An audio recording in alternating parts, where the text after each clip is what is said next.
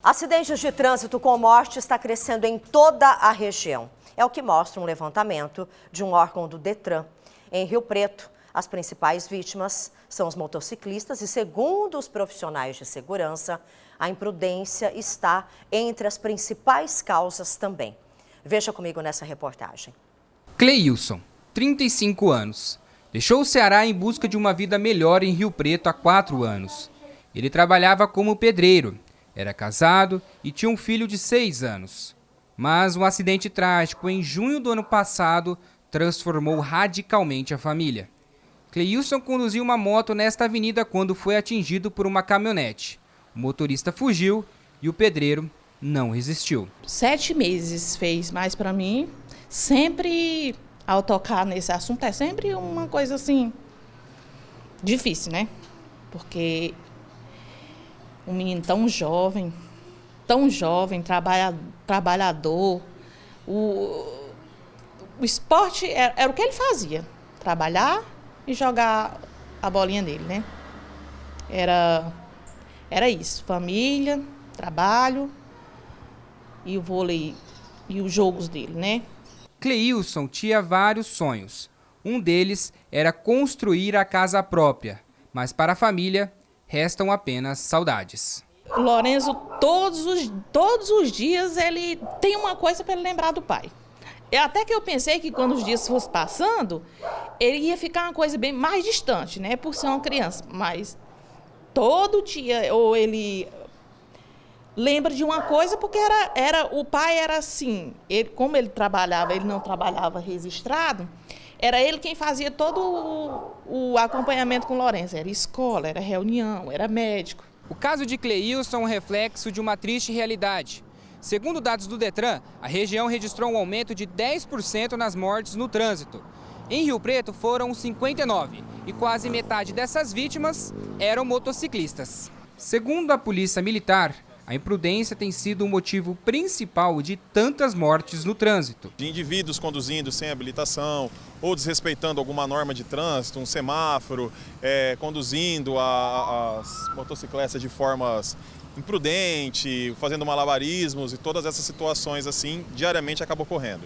Este advogado explica que a fiscalização é importante para a redução das estatísticas, porém não basta. Investimentos são necessários. O que nós precisamos fazer é investir em educação para o trânsito, porque só uma mudança de comportamento a gente consegue a segurança viária e a diminuição dos acidentes. Se eu tiver a fiscalização, eu não vou ter a fiscalização em todos os pontos. O que falta é a educação.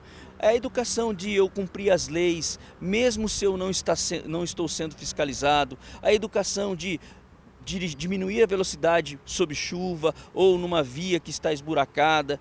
A educação no sentido de respeitar as leis de trânsito. Apesar do trabalho da Justiça para julgar os crimes de trânsito, ainda é difícil afastar a sensação de impunidade. Hoje a gente tem a cultura de pagar pela impunidade. A multa chega para mim, ninguém sabe quem foi, eu sei que foi eu, mas eu indico a minha mãe, eu indico a minha esposa, o meu irmão. Então assim, nós precisamos punir realmente quem é o infrator contumaz. No caso da família de Cleilson, infelizmente ainda não houve julgamento e a espera pela justiça tem se mostrado uma dor difícil de suportar. Cada um vivendo suas vidas, até a própria pessoa, né? E se nada acontecer, aí foi Cleilson, será outros, né? Não tem nada que a gente faça que a gente não lembre. Logo, ele era muito alegre, não tinha tempo difícil para ele. Todo o tempo trabalhando, ou não, era aquela alegria só. Todo dia, e tudo que a gente faz, a gente lembra, fica aquela saudade, nunca mais eu vou ver, nunca mais eu vou falar, né? É isso. É difícil, né, segurar as lágrimas. A gente vê, porque para quem perde alguém que ama tanto, alguém da família, alguém que está com você ali todos os dias, que você nunca vai imaginar que você vai ter uma perda assim na sua vida, né? E aí, de uma maneira trágica, esse alguém é levado aí do seu seio familiar. A gente entende muito, porque são tantos casos que nós já mostramos aqui no Balanço Geral, né? O Cleilson é somente uma das vítimas, né? Mas já acompanhamos outras também. E, infelizmente, eu quero dizer aqui que em outros casos que nós já mostramos, que eu acompanhei também pessoalmente, o motorista e o responsável pelo acidente, o culpado, está solto, a justiça ainda não foi feita porque o processo demora anos. E muitas vezes responde em liberdade e depois, gente, consegue realmente não ser culpado pelaquilo que fez. A gente sabe que ocorre, né? Porque a lei realmente não é satisfatória e não é mesmo. Agora, o que a gente faz? O advogado disse ali, olha, as pessoas têm que ter mais educação no trânsito, porque só a fiscalização não basta. Nós sabemos, mas como que você adquire essa educação também?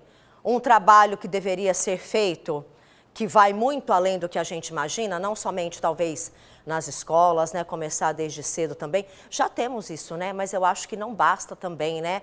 Que educação, que trabalho que deveria ser feito, mais preciso também para as pessoas entenderem que elas têm que respeitar as outras, que tem que ter amor ao próximo também, porque o que falta é isso, né? Quando você dirige aí em alta velocidade, quando você comete alguma imprudência, você está pouco se importando com a sua vida e com a vida dos outros que estão ali ao seu redor também, né? Falta educação? Falta. Como a gente vai conseguir isso na sociedade nos dias de hoje?